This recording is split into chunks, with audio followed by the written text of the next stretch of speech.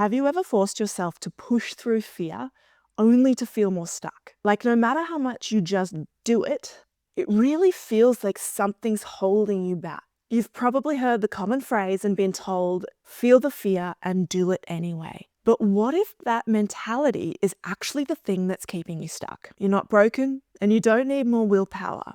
It's about starting to hear or listen to the message that fear is actually trying to tell you. Because the concept of feel the fear and do it anyway, it's really missing one key step. A step that will mean taking action won't feel like a constant inner battle. You know, that voice in your head where you're like, should I do it? Shouldn't I do it? But I don't feel good. And you kind of go around in circles overthinking, or like you're stuck in cycles of procrastination. Fear is not something to battle, and it's really not something to be afraid of. All fear is, it's a signal and a message telling you that there's an area in your life where you may feel like maybe you don't have the tools yet. It feels a little bit out of reach, or that it just needs a little bit more exploration. Doesn't it sound much nicer to say, I'm going to explore my fears rather than I'm just going to do it anyway, even though I feel afraid? Welcome, I'm Deb Sarah. Today we're going to explore how to decode fear, when to so-called push through fear if ever, and when not to do that. So instead of fear running your life, you get to choose how you live your life. You get to put yourself back in the driver's seat to create a life that feels good, that feels alive and abundant, but most importantly, a life that's on your terms. Are you ready? Let's dive in. Okay, so you know that moment when you're about to speak up, take a risk, or go after something that you want. But in that moment, your whole body resists. Your brain says, just do it. I mean, that's what everyone tells you, right? Just do it. But deep down, there's something screaming no. I wonder if you've ever felt that sense of dread or fear. Well, let's have a look at what that actually is. Let's break down fear. So fear is just a signal from the body. It's a bunch of chemicals that come together to tell you, send you a message that maybe you're in danger. So why does the body create this chemical conditioning? Well, if you've listened to any of my other videos, and I break down the nervous system a lot more in one of my other videos where I go into happiness and safety. And so I'll link that down below if you're more interested in a more in-depth overview of the nervous system.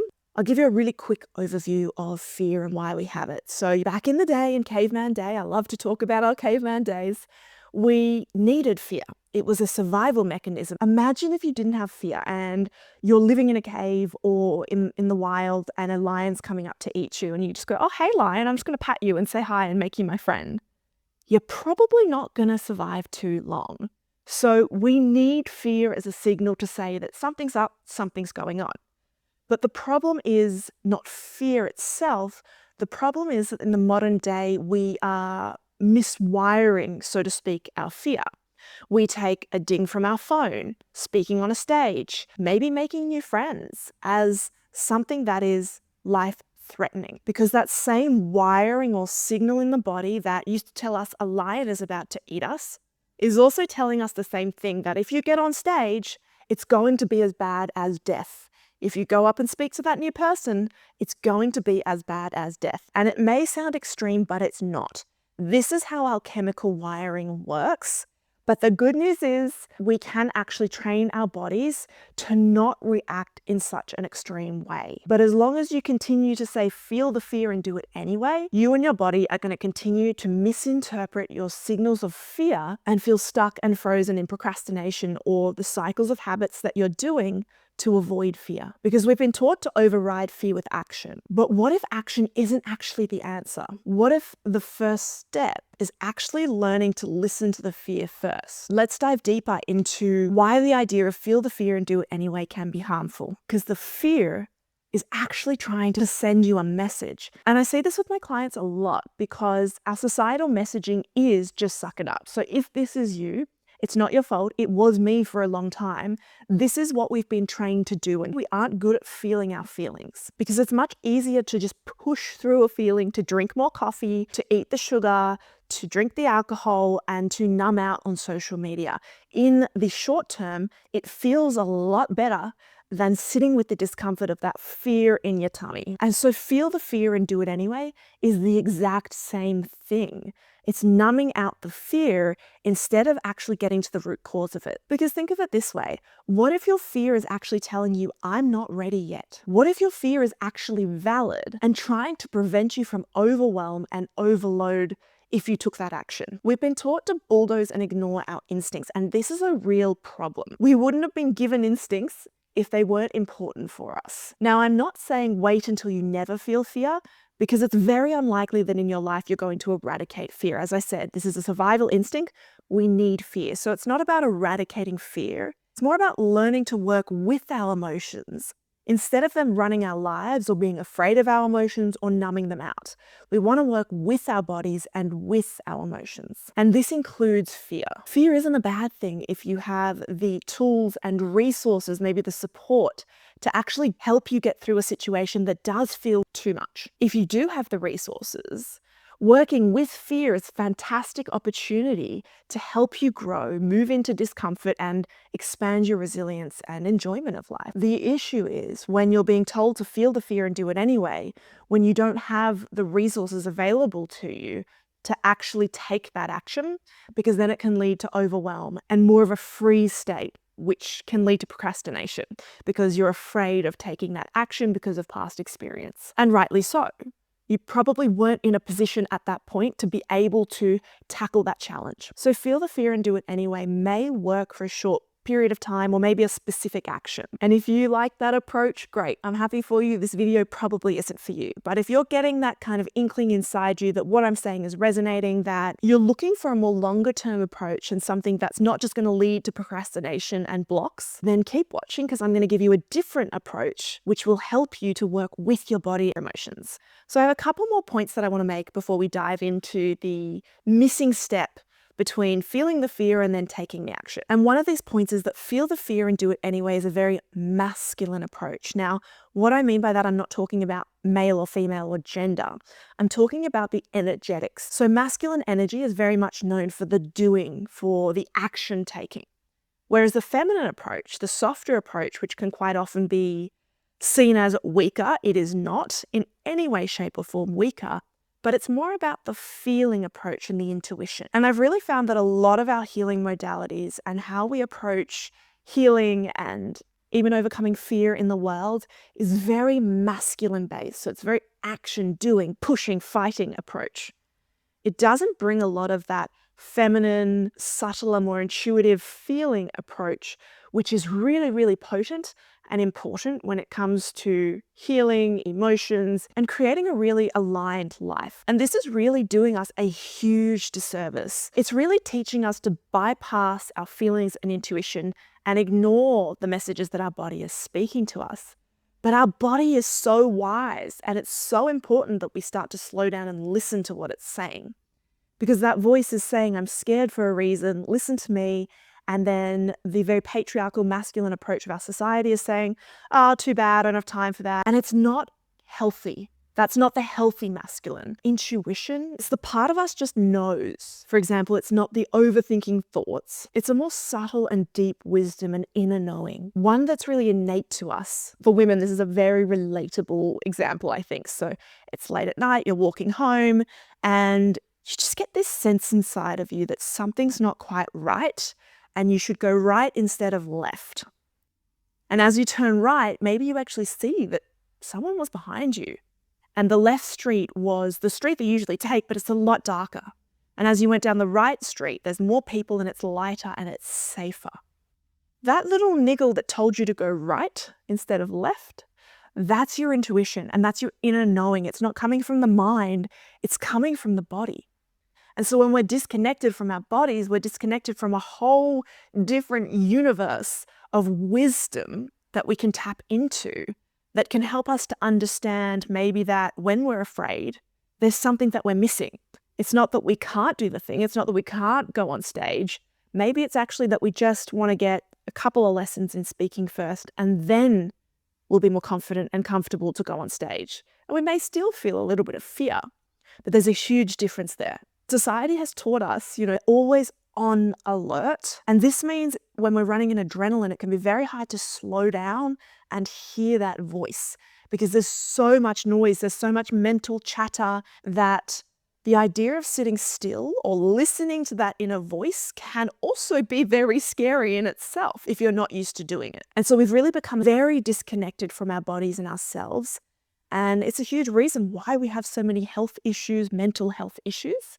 But that's a whole nother conversation that I won't go into today. So when was the last time you listened to your body, your inner knowing, that inner wisdom? And again, I don't mean that mental chatter, I mean the body wisdom. Because most of the thoughts and voices in our head aren't actually ours. And to be honest, some of the fears you're feeling probably aren't even yours either. They have been conditioned into you by maybe parents, society, expectations. And this is why bulldozing them, ignoring them, and acting anyway isn't getting you what you want or where you want to go. Instead, it's leaving you stuck in procrastination and frustration because you haven't addressed the fear and the reason why you're feeling that way in the first place. So how can we move from more of that masculine, that doing, into the more feminine, the listening and the intuition? Well, it's about the middle step that the idea of feel the fear and take the action is missing. There's a middle step. And this is addressing the nervous system and creating safety in our bodies, not just our minds. Okay, so let's dive in. So the middle step is pausing. Now, this might sound very simple,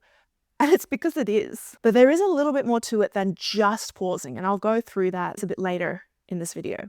But the pause is really what's going to give you enough space and time to move from the fear into safety and then action, rather than the impulsive reactions. When we're afraid and we feel the fear and we don't really know what to do, that's when you can be reaching for food and alcohol and social media to numb the fear because you don't feel like you've got the ability to handle the situation. And so we become very reactive because we want quick fixes. That means taking quick action. What the pause will allow you to do is give you enough time to breathe and choose a different reaction, choose a different step instead of the automatic ones that we've ingrained in our brain and our body that may not actually be serving you to get the outcome that you want. So I wonder if you can think of a time when you felt fear and then you've taken the action and it's been too much and so you haven't gotten the outcome that you wanted. Is there a specific situation maybe that you can think of right now? Because when we don't feel capable of handling the situation, like maybe the situation you've just thought of, this is when you get an excess of the chemical reactions in your body. So you've got the adrenaline and the cortisol, and we need that to move us into action. But when we don't have the resources or capacity to handle that action, these chemicals can create overwhelm instead of overcome. Like instead of overcoming the fear, you become overwhelmed, stagnant, and stuck. And then you don't really want to do that thing again. And it's the overwhelm that can create the imprints and beliefs in our system that tell you that you can never go on stage. You can never talk to that person.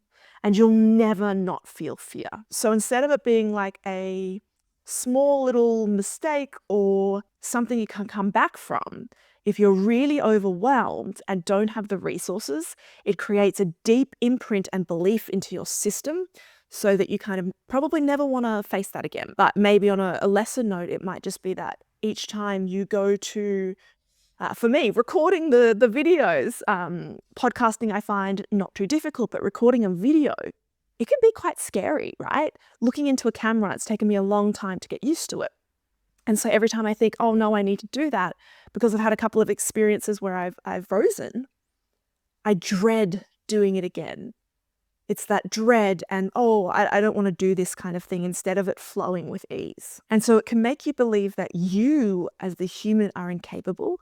And this is not true in any way, shape or form. So I want to give you another example. When I was about 25, I moved to Japan. I'd had a car accident a couple years prior. I'd broken my back and I'd gained a lot of weight. And I wasn't quite used to walking and using my body that well. But my ex, he loved to climb mountains and do all of these things. And so we do some medium hikes, right? In Japan, a medium hike is like extremely hard hike. In Australia, but I didn't know this at the time. And so we get taken to this mountain and we're doing a hike and it's great. And then we get to this section where you literally have to pull yourself up this mountain with chains. Like I've had a broken back and for the last couple of years, learning to walk again, I'm really quite large for myself as size. So there's all this excess weight. And I already have a fear of heights. And then I'm being pushed up this mountain. Well, not pushed. I have to go up it with the chains because I'm halfway up. And all of these Japanese men, it's quite incredible, actually. They're in their 70s and they're zooming up. And you've got me on the mountain. I'm literally crying. I get to the top and I'm like, oh my God, I'm done. I've pulled myself up with chains. So think about, I could like fall back and I die. Like, it's quite extreme. And so I get to the top. I'm like, thank goodness this is over. I'm good. We're done. I'm literally crying at this point. And everyone's looking at me like I'm the biggest weirdo. Like, why are you crying? Then I realize I have to go down the mountain in chains. And I don't know what it was. The idea of going down the mountain with the chains was so hard for me. I was literally would have preferred just to jump off the mountain. Like, obviously I would have died, so wasn't going to do that. But in my head, the fear and the chemicals coursing through my body, I didn't feel that I had the capability or capacity to go down the mountain.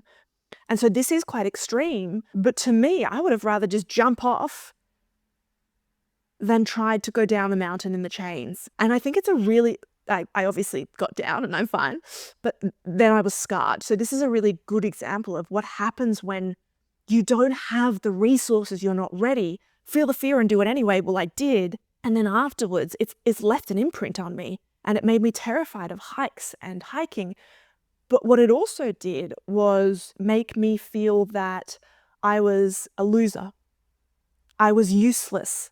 So it didn't just impact my ability to do the thing.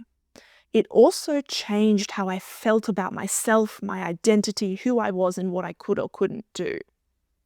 Now, it's quite a big example, quite extreme example, but I wanted to give that to show you why feel the fear and do it anyway is not the solution or the answer.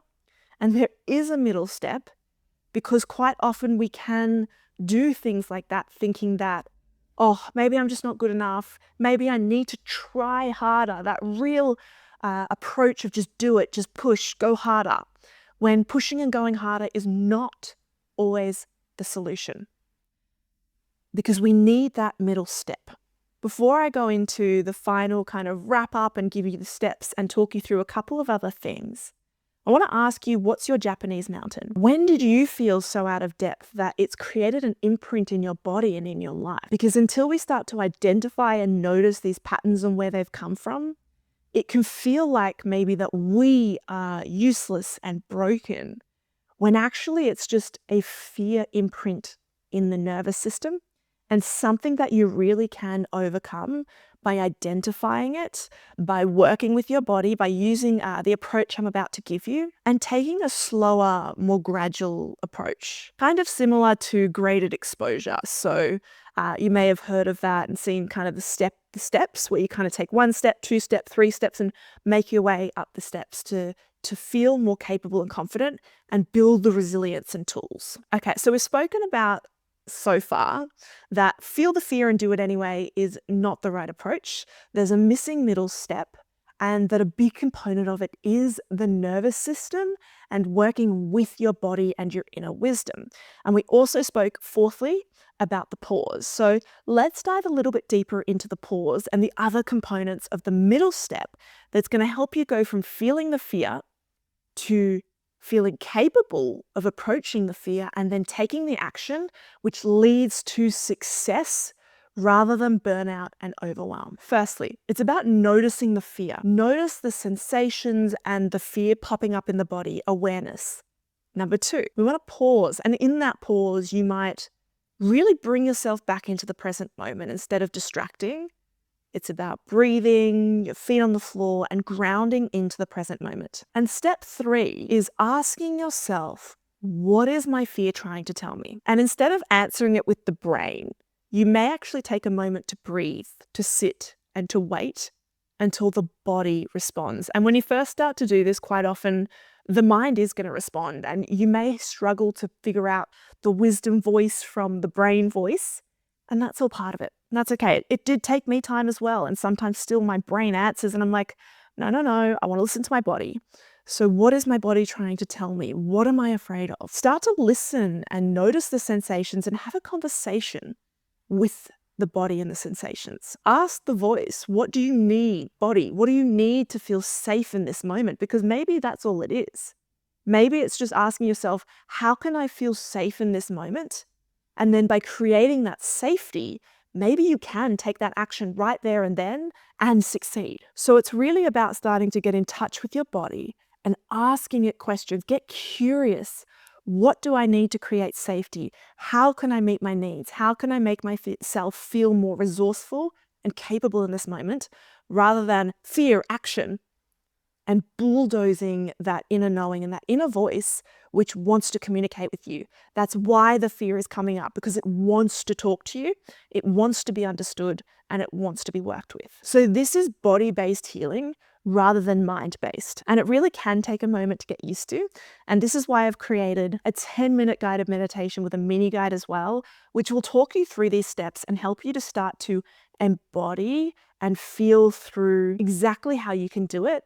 And then you can do it yourself anywhere, anytime. So you can grab the meditation in the link down in the show notes. So I want to give you another way to think about this. If a child was scared, would you say to them, just get on the stage, go, I don't care that you're afraid, just get on the stage and perform? I hope not. More likely you'd sit down with the child and say to them, okay, honey, you're afraid. That's normal to be afraid. Fear's okay. You don't have to be afraid of your fear. Let's just sit with it for a moment. How can I help you to feel safe? How can I help you to feel ready to go on that stage? What do you need? And so this is what I've just talked you through, right? How you would speak to a child is kind of how you speak to yourself and your inner child. So why is it that as adults, we've stopped doing that? We've stopped comforting ourselves. We've stopped believing that we're worthy of that comfort, because we are worthy of listening to the resistance and comforting ourselves instead of bulldozing and pushing through. When we take that moment to listen to and talk to and understand our fear, it can be quite incredible that it can resolve quite instantly. This doesn't have to be a long, arduous process. It can actually be pretty quick, and I love taking my clients through this process and watching them transform to go from having a feeling that may feel suffocating and scary to turning that into something that they're actually excited about now. Because sometimes we can confuse fear and excitement. And by shifting the sensations in our body and helping ourselves to feel them in a different way, sometimes fear can actually turn into excitement. And so this is a really cool process to play around with and experiment with for yourself. And it means that you don't have to be afraid of external circumstances anymore. You don't have to be afraid of yourself. Because if you've got a tool that will help you navigate your emotions and feelings, you can feel safe that you are empowered and that you are in control. You're not relying on anyone else. This is coming from inside of you. So what is your body trying to tell you right now? No more just feel the fear and do it anyway. While it is well-intentioned, it's missing that middle step of reconnecting to your intuition and body. So instead of battling with your fear, it's time to partner with it instead. Feel the fear, comfort the fear, and then take the action. If this message resonates with you, I've created something to help. A short, free 10-minute meditation to guide you through this exact process. It will help you pause, identify and listen to your fear, and take action in a way that feels good for you. You can grab it through the link in the description below. So let me know in the comments below, what fears have you been battling lately? Thank you for being here. I love creating content for you guys. If this helped, don't forget to hit the like and subscribe for more videos on working with your intuition and nervous system. I'll see you in the next one.